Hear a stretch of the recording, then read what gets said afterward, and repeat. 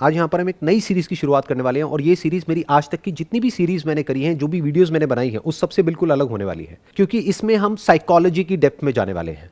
और मेरे साथ में है एक प्रोफेशनली वेल क्वालिफाइड साइकोलॉजिस्ट जिन्होंने मास्टर्स किया हुआ है साइकोलॉजी में। And what will happen is she will be working on a full time basis in a company, और इनका काम होगा रिसर्च करना साइकोलॉजी के अलग अलग टॉपिक्स के ऊपर जो भी इन्होंने सीखा है अपने पूरे करियर में। और मेरा काम होगा कि प्रैक्टिकली उस टॉपिक को आप लोगों की लाइफ से रिलेट किया जाए, and we'll be focusing more on what that particular topic is rather than how to do that. For example, if we are talking about happiness, so we'll be talking more about what is happiness rather than how to be happy. तो आज का हमारा जो पहला episode है, इसका topic होने वाला है what is past.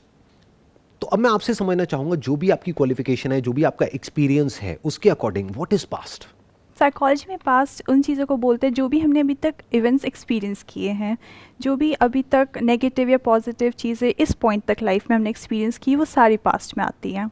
Consciously subconsciously हमने अपने पास्ट एक्सपीरियंसेस को कैसे व्यू किया है, वो डिपेंड करेगा, डिसाइड करेगा हमारी अप्रोच लाइफ में कैसी होगी। So that is how psychology will define past. तो अब इसमें क्या इश्यूज आते हैं, ऐसी क्या प्रॉब्लम्स आती हैं पास्ट से related? You must have dealt with like say all kinds of people from all kinds of backgrounds. तो क्या ऐसे इश्यूज हैं जो पास्ट से रिलेटेड आते हैं?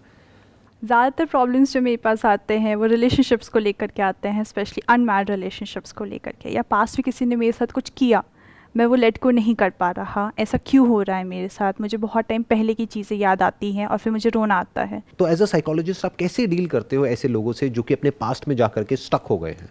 यूजुअली एज अ साइकोलॉजिस्ट हम उन्हें बोलते हैं कि वो एक्सेप्ट करें, और जो वो हो चुका है वो पास्ट में था, so you have to let it go. अभी आपने बात करी एक्सेप्टेंस की, ये बात थ्योरेटिकली सबको पता है। जैसे किसी के साथ में भी ऐसा कुछ हो जाता है तो घर वाले भी आकर के यही राय देते हैं, जो फ्रेंड्स होते हैं, रिलेटिव्स होते हैं, सब आकर के यही कहते हैं कि जो होना था हो गया, मूव ऑन, भूल जाओ, अब आगे देखो, फ्यूचर को देखो। लेकिन प्रैक्टिकली जिसके साथ में ऐसा कुछ होता है उसके लिए एक्सेप्ट कर पाना is almost next to impossible. तो सर इसी पे बात आगे अगर करते हैं हम, तो फिर लोग चाहते क्या है अपने पास से? अगर वो एक्सेप्ट नहीं करना चाहते, वो सीखना नहीं चाहते अपने पास से, तो क्या वो सिर्फ अपने आप को सेल्फ जस्टिफाई करना चाहते हैं? वो सेल्फ जस्टिफाई नहीं करना चाहते हैं, क्योंकि वो एक्चुअल में बाहर आना चाहते हैं। बिकॉज क्या होता है कि किसी को भी वो पेन अच्छा नहीं लगता है, बट होता क्या है कि उनको ये नहीं पता है कि वहाँ से बाहर कैसे आना है। जितना वो पास के बारे में सोचते हैं, उसके साथ में जो भी सेंसेशंस जुड़ी हुई हैं, जो भी एसोसिएशंस है इन टर्म्स ऑफ सेंसेशंस, वो ट्रिगर हो जाती है एट अ फिजिकल लेवल। और जितनी वो ट्रिगर हो जाती है और वाले थॉट्स आने लग जाते हैं। तो थॉट्स की और फीलिंग्स की एक ऐसी साइकिल बन जाती है जहां से बाहर निकल पाना is almost next to impossible, जब तक कि हम ये ना समझ लें कि what is past, not how to get rid of past, because there is no way of getting rid of past. आप बताओ कि अगर किसी के साथ में एक्चुअल में कुछ हो गया है एंड वी से कि आप एक्सेप्ट कर लो या भूल जाओ, तो कैसे भूलें और कैसे एक्सेप्ट करें? किसी और के लिए कहना बड़ा आसान है, एक थेरेपिस्ट के लिए कहना बड़ा आसान है, या मैं अगर स्टेज पर यहाँ पर खड़ा हूं तो मेरे लिए कहना बड़ा आसान है कि अरे क्या हो गया, पास में कुछ हो भी गया तो भूल जाओ ना उसको, जस्ट मूव ऑन। बट अगर उसको ये लगता है कि उसके साथ में कुछ बहुत गलत हुआ है, कुछ अनफेयर हुआ है, तो क्या वो उसको भूल सकता है या भूल सकती है? हम कभी नहीं कहने चाहते कि आप भूल जाओ इस चीज़ को। हम हमेशा उसके इम्पैक्ट क्या हैं फ्यूचर पे और प्रेजेंट में क्या इम्पैक्ट्स हैं उस पर डील करते हैं। बट मैंने ये चीज़ बहुत देखी है लोगों में कि सिवियर केसेस की सर बात अलग है, बट अगर नॉर्मल जनता की हम बात करें तो मैंने देखा है कि ये जानते हुए भी कि जिस चीज़ को आप एनर्जी देते हो वो जल्दी ग्रो करती है, लोग अपने पास्ट में ही घूमते रह जाते हैं। उनसे मुझे समझ नहीं आता कि लोग कैसे बाहर आएँ। क्या ये क्वेश्चन ज़्यादा इंपॉर्टेंट है कि वहाँ से बाहर कैसे आएँ, या ये क्वेश्चन ज़्यादा इंपॉर्टेंट है कि व्हाट इज़ पास्ट, जो कोई भी नहीं पूछता है? ये क्वेश्चन हर कोई पूछता है कि उससे हम बाहर कैसे आएँ, कि हमारे साथ में कुछ गलत हो गया है पास्ट में और हम उसको भुला नहीं पा रहे हैं, वहाँ से बाहर कैसे आएँ? Is that question more important, या फिर ये क्वेश्चन ज़्यादा इंपॉर्टेंट है what is past? For example कि अगर कोई है इंसान जो किसी भूत से डर रहा है, तो क्या क्वेश्चन ज़्यादा इंपॉर्टेंट है कि हम उस भूत से कैसे बचे, या फिर व्हाट इज़ घोस्ट? तो सर अगर आपको डिस्क्राइब करना है कि पास्ट क्या है तो आप कैसे डिस्क्राइब करेंगे? देखो, एक हो सकता है मेरा स्टैंड पॉइंट, एक हो सकता है आपका standpoint. That is basically nothing but a subjective point of view. Now let's try to look at it as it is. इसकी रियलिटी को समझने की कोशिश करते हैं कि what exactly is past, not how to change your past और how to accept your past और how to get rid of your past. यहाँ पे पास्ट को हटा करके हम घोस्ट वर्ड भी लगा सकते हैं। how to accept a ghost or how to get rid of the ghost, how to forget the ghost. You can't, because it does not exist. It's just in your brain. In reality it's not there. Similarly, अगर हम past की बात करते हैं तो past क्या है? जो आपके साथ में एक्सपीरियंसेस हुए वो पास्ट है, या उससे रिलेटेड जो हमारे माइंड में कहानी घूम रही है वो पास्ट है? और क्या ये दोनों एक ही चीज है या अलग अलग है? एक है जो एक्चुअल में हमारे साथ में होता है या एक्चुअल में इस दुनिया में होता है, दूसरा है जो हमारा इंटरप्रिटेशन होता है और what happened. For example, there are two people in a relationship. अगर दोनों से पूछा जाए कि ये जो आपकी रिलेशनशिप थी, मान लो 5 साल की, अगर उसको आपको डिफाइन करना हो एक पेपर के ऊपर, तो वो रिलेशनशिप क्या थी, तो दोनों की जो स्टोरी है वो बिल्कुल अलग होगी एक दूसरे से. दूर दूर तक कुछ भी मैच नहीं हो रहा होगा. कुछ सिमिलैरिटीज होंगी, कुछ ऐसे इवेंट्स जो दोनों सेम तरीके से डिस्क्राइब कर रहे होंगे, but in majority of the cases सब कुछ अलग अलग होगा. यानी दो अलग अलग स्टैंड पॉइंट्स हो गए. एक स्टैंड पॉइंट से देखोगे तो वो कहानी कुछ और है, दूसरे के स्टैंड पॉइंट से देखोगे तो कुछ और है. फॉर एग्जाम्पल, कोई इंसान है, उसको अपने पेरेंट्स से प्रॉब्लम है, पेरेंट्स के घर में लड़ाई झगड़े होते रहते थे, वॉट एवर इट इज, तो उसके माइंड में पहले से ही एक हीरो बना हुआ है, एक विलन बना हुआ है. मे बी उनकी मदर उनके लिए एक हीरो थी और फादर विलन थे, just for an example. But अगर फादर की स्टैंड पॉइंट से उस स्टोरी को देखोगे तो हो सकता है कोई अलग ही स्टोरी निकल करके आएगी, क्योंकि इस बच्चे को पता ही नहीं कि फादर और मदर के बीच में एक्चुअल में चल क्या रहा था. Yeah, that is true. Past is nothing but a standpoint. It's a narrative. It's a story. It's a superimposition on reality. कि जो हमारे साथ में एक्सपीरियंसेस होते हैं उसमें से बहुत ही कम हमारे माइंड में एक्चुअल में स्टोर होते हैं. क्योंकि इस पॉइंट पर भी अगर आप देखोगे तो यहाँ पर इतना कुछ हो रहा है जिसकी कोई हद नहीं है. लेकिन अगर मैं आपसे पूछूंगा आपकी ब्रेन में क्या क्या स्टोर हुआ, इस स्टूडियो में क्या क्या है, तो उसमें से हार्डली 2-4 चीजें आपकी ब्रेन में स्टोर होगी, बाकी की तरफ तो आपका ध्यान ही नहीं गया. अब सोचो किसकी तरफ ध्यान गया, किसकी तरफ नहीं गया. उन्हीं चीजों की तरफ ध्यान गया जिससे रिलेटेड या तो आपके अंदर कोई डिजायर था या फियर था. वो हमें दिखता है. जैसे अगर 1000 गाड़ियां सड़क पे जा रही हैं, उसमें से कौन सी दिखती है जिससे रिलेटेड कहीं ना कहीं कोई डिजायर होता है, या जो गाड़ी हमारे पास में होती है उससे मिलती जुलती. जैसे अभी आपने कोई नई गाड़ी खरीदी है तो वही गाड़ी उसी ब्रांड की, उसी कंपनी की आपको सब जगह दिखने लग जाएगी. बाकी गाड़ियों की तरफ आप ब्लाइंड हो जाओगे, जिसको आई थिंक सिलेक्टिव अटेंशन बोलते हैं साइकोलॉजी की फील्ड में. अब अगर हम ध्यान से समझे तो हो क्या रहा है कि जो एक्चुअल में रियलिटी है उसमें से कुछ चीजें स्टोर हो रही है हमारी ब्रेन में, और वो भी जो चीजें स्टोर हो रही है वो मेरे अपने स्टैंड पॉइंट से स्टोर हो रही है. मेरी अपनी क्या कहानी है और मेरी अपनी खुद की क्या आइडेंटिटी है, उसके अकॉर्डिंग मैं कहानी को इंटरप्रेट करता हूं. वैसे नहीं जैसे कहानी होती है. Just like we are watching a movie, तो उस समय सबके डिफरेंट ओपिनियंस, डिफरेंट परसेप्शन होते हैं एक मूवी को लेकर के. सेम मूवी चल रही है बट अगर 4 लोग भी बैठ के देख रहे हैं तो वो अलग अलग इंटरप्रेट करते हैं उस चीज़ को. राइट. और वो कैसे इंटरप्रेट करते हैं, वो अपने आप से रिलेट करते हैं. तो अल्टीमेटली क्या हो रहा है, अगर हम ध्यान से देखें, अगर मूवी का एग्जाम्पल हम लें जिसकी अभी आपने बात करी, एक मूवी चल रही है स्क्रीन के ऊपर, तो एक है जो एक्चुअल में कहानी चल रही है, एक है जो कहानी वहां पर जो 300 लोग बैठे हैं उस सिनेमा हॉल में, उन सबके दिमाग में उस कहानी से रिलेटेड एक और कहानी चल रही है. वो 300 कहानियां अलग अलग है. तो कहानी की एक कहानी बन गई. और अब ये कहानी कैसे बनी, ये वो इंसान अपनी खुद की जो कहानी है उसके अकॉर्डिंग वो कहानी बना रहा है. नाउ व्हाट इज पास्ट, अगर हम इस क्वेश्चन पे आए तो जहां से सेशन को शुरू किया था, past is a story narrated from the stand point of me, and that me or that identity of mine is also a story. जो भी आपका नाम है उस नाम के साथ में एक पूरी की पूरी कहानी जुड़ी हुई है. एक्चुअल में सब कुछ बदल चुका है. यानी 20 साल पहले जो आप थे और अभी जो आप हो, that's a different person all together. सब कुछ बदल चुका है. अपनी आप बचपन की फोटोग्राफ देख लीजिए. इनफैक्ट 7 years में all the cells changes, so you know you are not the same person. Right. Scientifically अगर हम देखें, बायोलॉजिकली देखें, तो 7 से 10 साल के अंदर अंदर सब कुछ बदल जाता है. All the organs, everything in the body changes. तो it's not same anymore. बिल्कुल ऐसा है पास्ट. अगर हम पास्ट को समझने की कोशिश करें, एक बहती हुई नदी है. उसको कौन इंटरप्रेट कर रहा है, उसी नदी में एक छोटा सा बुलबुला. कैसे इंटरप्रेट कर रहा है, वैसे नहीं जो कि एक्चुअल में उस नदी में हो रहा है, बल्कि जैसा वो खुद है.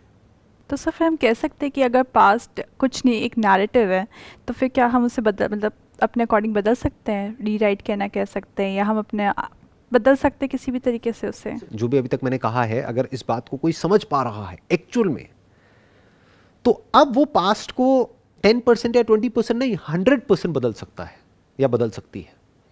क्यों? क्योंकि अगर वो कहानी है, और वो कहानी किसने लिखी? मैंने लिखी, तो जो मर्जी कहानी लिख दो, जब मर्जी बदल सकते हो। अगर आप बदलना चाहो तो, ना बदलना चाहो तो दुनिया की कोई ताकत उस कहानी को नहीं बदल सकती। फॉर एग्जाम्पल, कितना आसान है देखो अपनी कहानी को बदलना। जो भी आपको प्रॉब्लम है पास्ट से रिलेटेड, उसके बारे में लिख दो एक पेपर के ऊपर। अब सोचो जिस इंसान की वजह से प्रॉब्लम है, अगर वो इस कहानी को लिखेगा या इस प्रॉब्लम के बारे में लिखेगा या लिखेगी, तो वो क्या लिखेगा और क्या लिखेगी, उसकी क्या कहानी होगी, वो एक दूसरा पेपर है। तीसरा पेपर है, मानो इन दोनों का कोई कॉमन फ्रेंड है, वो क्या लिखेगा या क्या लिखेगी। कॉमन फ्रेंड है लेकिन अनबायस्ड है, किसी एक की तरफ नहीं है दोनों में से, वो फिर भी नियर टू रियलिटी होगा क्योंकि अनबायस्ड हो गया ना, उसको इन दोनों से ही कोई लेना देना नहीं है। फिर एक चौथी कहानी होगी जो लड़के के किसी फ्रेंड के या उसके भाई के पॉइंट ऑफ व्यू से लिखी गई होगी, वो एक अलग कहानी होगी। एक कहानी हो सकती है जो लड़की है उसकी बहन के पॉइंट ऑफ व्यू से या उसकी बेस्ट फ्रेंड के पॉइंट ऑफ व्यू से, वो एक अलग कहानी होगी। तो अगर कोई इंसान एक्चुअल में अपने पास से फ्री होना चाहता है या अपने पास को बदलना चाहता है, तो अगर उसने एक्चुअल में थोड़ा टाइम निकाल करके ये 5 कहानियां लिख दी और अपने आप से एक क्वेश्चन पूछा कि इन 5 में से सच कौन सी है, वहां से शुरुआत हो जाएगी उसके पास के बदलने की। Not on a temporary basis but on a permanent basis. So बस हमें स्टैंड पॉइंट अपना बदलना है, वो व्यू बदलना है, और फिर हम कह सकते हैं कि अब ये पास्ट चेंज्ड है। अब यहाँ पे ये भी समझना पड़ेगा कि is it a different view और a different standpoint of looking at reality, और it's becoming free from all standpoints. It's just looking reality as it is.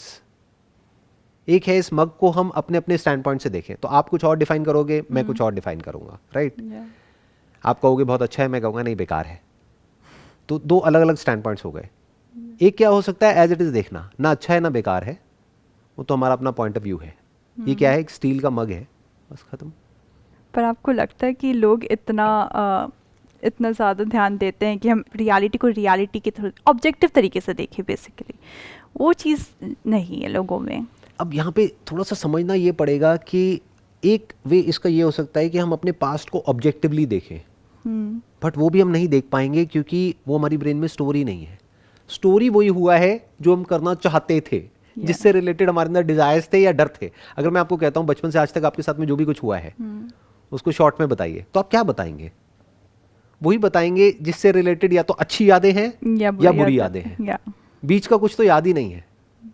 Actual में रियलिटी बीच में है। एक्चुअल में रियलिटी ना तो अच्छी है ना बुरी है, जैसी है सो है। ये अच्छा और बुरा क्या हो गया, आपका अपना एक स्टैंड पॉइंट हो गया। तो अब फ्री कैसे होंगे पास से? उसको स्टोरी को चेंज नहीं करना है। अभी तक हमने 5 वर्जन्स लिख दिया अलग अलग पेपर पे, तो जब 5 हो सकते हैं तो क्या 50 वर्जन्स नहीं हो सकते उस स्टोरी के? जब 50 हो सकते हैं तो क्या 500 नहीं हो सकते, 5000 नहीं हो सकते, 5 लाख वर्जन्स नहीं हो सकते? तो क्यों टाइम खराब करना है अपना 5 लाख स्टोरीज लिखने में? अलग अलग 5 स्टोरीज लिखी और उठा करके उन 5 पेजेस को हमने फाड़ करके डस्टबिन में फेंक दिया। मतलब क्या, कहानी है, क्या फर्क पड़ता है? हम फ्री हो गए पास से। That is right. यानी कहानी को कहानी की तरह देख लिया। जैसे एक मूवी है, उससे फ्री होने का मतलब क्या है कि मूवी देखें और हमारे अंदर कोई फीलिंग्स ना हो, कोई इमोशंस ना हो, हमें रोना ना आए, हंसना ना आए, हमें डर ना लगे। अगर हम एक हॉरर मूवी देख रहे हैं तो डर में भी तो मजा आता है, तभी तो मूवी देखते हैं हॉरर, नहीं तो कोई देखेगा क्यों? इसका मतलब क्या है, फीलिंग्स रहेंगी, इमोशंस रहेंगे। पास्ट से फ्री होने का मतलब ये नहीं हमारे अंदर फीलिंग्स और इमोशंस हट जाएंगे या हमारे अंदर फीलिंग्स और इमोशंस उठने बंद हो जाएंगे। तब तो हम एक साइकोपैथ बन जाएंगे, हमें कुछ फील ही नहीं होगा। ऐसा नहीं होगा, सब कुछ फील होगा जैसे मूवी में होता है।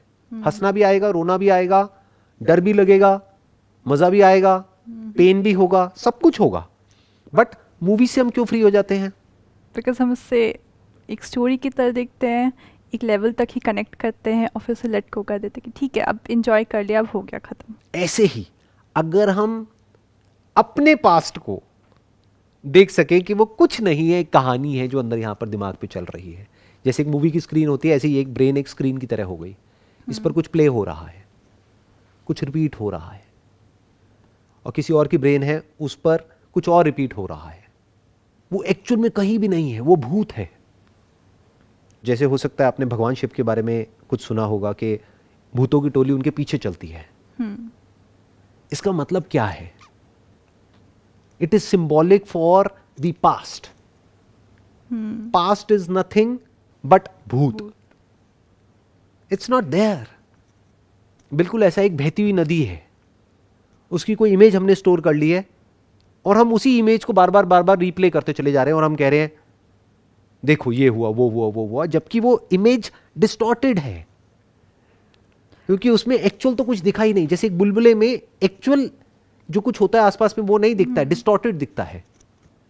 जैसे एक मिरर नहीं होता ऐसे एक शेप का सेमी सर्कल में, उसमें हम जा करके अपनी इमेज देखेंगे तो कुछ और दिखेगी। अब तो आई एम नॉट श्योर ऐसा होता ही नहीं होता है, बट बचपन में मैं जाता था, ऐसे कुछ मेले होते थे, अभी भी शायद होता है सूरज कुंड में और यहाँ पे, जहाँ पर एक वो बना होता है जहाँ पे मिरर्स होते हैं तरह तरह के। एक मिरर में देखो तो हम कुछ और लगते हैं, दूसरे में देखो कुछ और, तीसरे में कुछ और। तो मिरर क्या हो गया? मैं, जिसके थ्रू मैं रियलिटी को इंटरप्रेट कर रहा हूं, वो मिरर ही डिस्टॉर्टेड है। इस सच को भी देखना पड़ेगा। जब हम इस सच को देख लेते हैं तो पास्ट से पूरी तरह से फ्री हो जाते हैं। फिर क्या बचा रह जाता है? प्रेजेंट बचा रह जाता है, और फ्यूचर में जो हमको करना है वो बचा रह जाता है। अभी प्रेजेंट क्या है और फ्यूचर क्या है वो हम अगले एपिसोड्स में देखेंगे। What is present, what is future, उसकी भी डेप्थ में चलेंगे। बट अभी फिलहाल के लिए पास्ट से फ्री होने का यही एक तरीका है। तो सर मेरा एक क्वेश्चन है आपसे कि आपने कहा पास्ट सिर्फ एक नैरेटिव, एक स्टोरी है, लेकिन अगर किसी के साथ कुछ किसी तरीके का क्राइम हुआ है या सेक्सुअल अब्यूज़ ही ले लेते हैं, हमें किसी तरीके की ऐसी चीज़ हुई है, वो कैसे उस चीज़ को सिर्फ एक स्टोरी समझ करके भूल जाए? वो तो उसके साथ हुआ है, वो तो रियलिटी है, उससे निकलना उसके लिए काफ़ी मुश्किल हो जाएगा, उसको एक स्टोरी की तरह सोचना बहुत मुश्किल हो जाएगा उसके लिए। जो आपका क्वेश्चन है ना, उसके दो एस्पेक्ट्स हैं। एक है जो उस इंसान के साथ में एक्चुअल में हुआ है, मान लो बचपन में सेक्सुअल अब्यूज़ हुआ है, तो वो कोई स्टोरी नहीं है, वो एक्चुअल में हुआ है, वो रियलिटी है। बट जो वो पर्सन है जिसके साथ में वो हुआ है, वो पर्सन तो अब सेम नहीं है ना। क्या वो बच्चा जिसके साथ में वो हुआ है 20 साल पहले या 10 साल पहले, क्या अब वो सेम है फिजिकली या बिल्कुल अलग है? अलग। बेसिकली इसके दो एस्पेक्ट्स हैं पास्ट के। एक जो हुआ है वो 90% केसेस में क्या होता है, वो एक स्टोरी होती है, एक नैरेटिव होता है, एक स्टैंड पॉइंट होता है जहां से हम एक सिचुएशन को देख रहे होते हैं। बट कुछ केसेस ऐसे भी होते हैं जहां पर के वो कोई स्टोरी नहीं होती है, वो एक रियलिटी होती है। जैसे अभी आपने एग्जांपल दिया कि सेक्सुअल अब्यूज का किसी बच्चे के साथ में हुआ है, मान लेते हैं, तो वो कोई स्टोरी नहीं है। हम उसको ये नहीं बोल सकते कि वही कहानी है, भूल जाओ। वो कहानी नहीं है, क्योंकि एक्चुअल में उसके साथ में कुछ बहुत गलत हुआ है जो नहीं होना चाहिए था। और किसने किया है? उसी के किसी फैमिली मेंबर ने, जिसको बार बार उसकी नजर पड़ती रहती है, अभी भी उसके आसपास ही कहीं है। तो वो कैसे भूल जाए? सो अब उसको ये समझना होगा उस इंसान को, क्योंकि अब ना तो वो अपने पास्ट को एक्सेप्ट कर सकता है या कर सकती है, ना वो भूल सकता है ना भूल सकती है, ना हमको उसको ये बोलना है कि आप भूल जाओ। हमें क्या बोलना है? यस, आपके साथ में ये हुआ है। बट एक बार ये क्वेश्चन करते हैं, किसके साथ में हुआ है? क्या आपके साथ में हुआ है, या 20 साल पहले जो आप थे उसके साथ में हुआ है, या 10 साल पहले जो आप थे उसके साथ में हुआ है? 10 साल पहले आप क्या थे? बच्चे।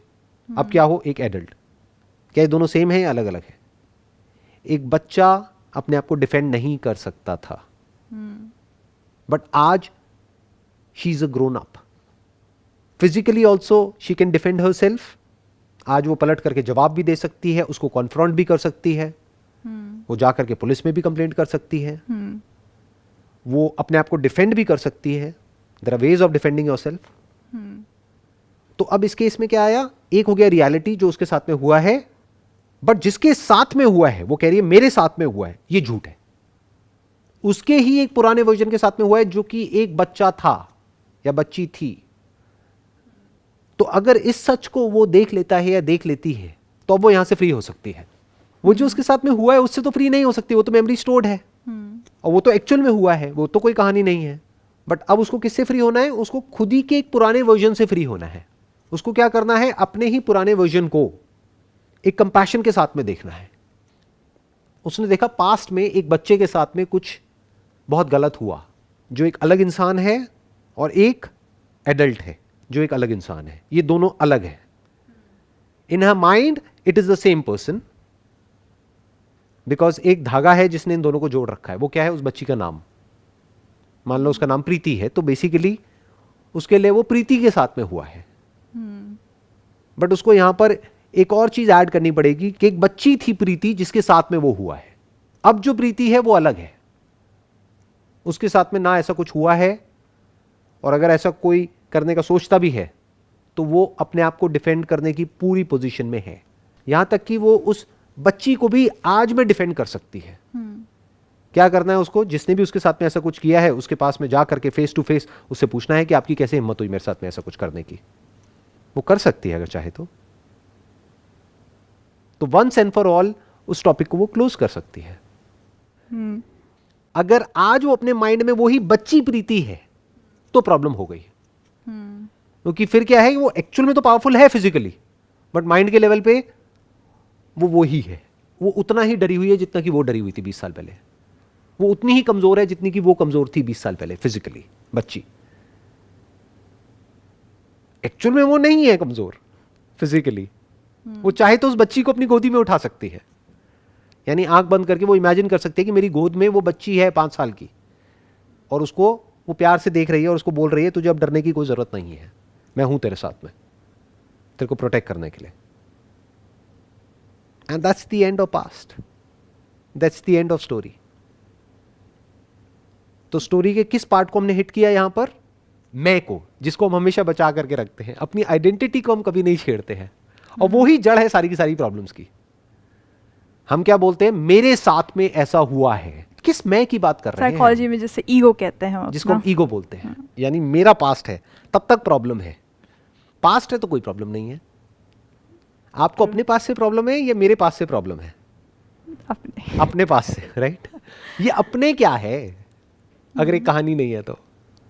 That is true. तो इस तरह से जब हम स्टेप बाय स्टेप करके देखते हैं कि पास्ट क्या है, मैं क्या हूं, प्रेजेंट क्या है, फ्यूचर क्या है, तो हमें अपनी जो भी प्रॉब्लम्स हैं एट अ साइकोलॉजिकल लेवल उसको सोल्यूशन निकालना नहीं पड़ता है, वो डिसॉल्व हो जाता है। True, so that is very true. ज़्यादातर लोग क्या करते हैं, एक प्रोसेस को फॉलो करने की कोशिश करते हैं, या कुछ स्टेप्स को फॉलो करने की कोशिश करते हैं, या कुछ टिप्स को फॉलो करने की कोशिश करते हैं अपने पास से फ्री होने के लिए। क्यों कोशिश कर रहे हो? क्योंकि आपको लगता है वो सच है, तभी तो कोशिश कर रहे हो। जैसे अगर कोई भूत से बचने के लिए ताबीज पहन रहा है, क्यों पहन रहा है? क्योंकि उसको लगता है कि भूत है। सच है। हम क्या कर रहे हैं? We are questioning the very ghost. Right. Looking at ghost as ghost is freedom from ghost. भूत को भूत की तरह देख लिया, अब हम भूत से फ्री हो गए, खत्म। तो उसके साथ में जितनी भी एक्सरसाइजेस थी, रिचुअल्स थे, प्रैक्टिसेस थी, थेरेपीज थी भूत से फ्री होने के लिए, उस सब की कोई जरूरत नहीं है। It's not required any more. अगर हम भूत के सच को देख लें तो, ऐसे ही अगर हम पास्ट के सच को देख लें, जो देखना बहुत ही आसान है, बस थोड़ी सी हिम्मत चाहिए एक इंसान के अंदर कि वो खुद को क्वेश्चन कर सके। क्योंकि ज्यादातर लोग क्या होते हैं, वो दूसरों को तो क्वेश्चन कर देते हैं, वो गलत है, वो गलत है, वो गलत है, वो गलत है, वो उंगली कभी घूम करके खुद तक आती ही नहीं है। अगर वो खुद पर एक क्वेश्चन मार्क लगा सकें और वो ये देख सके जो भी कुछ वो सोच रहे हैं अपने माइंड में पास्ट से रिलेटेड, उसकी एक्चुअल में कोई रेलेवेंस नहीं है, कोई एग्जिस्टेंस नहीं है आज की डेट में, तो वो पास्ट से फ्री हो सकता है। This is absolute freedom from past.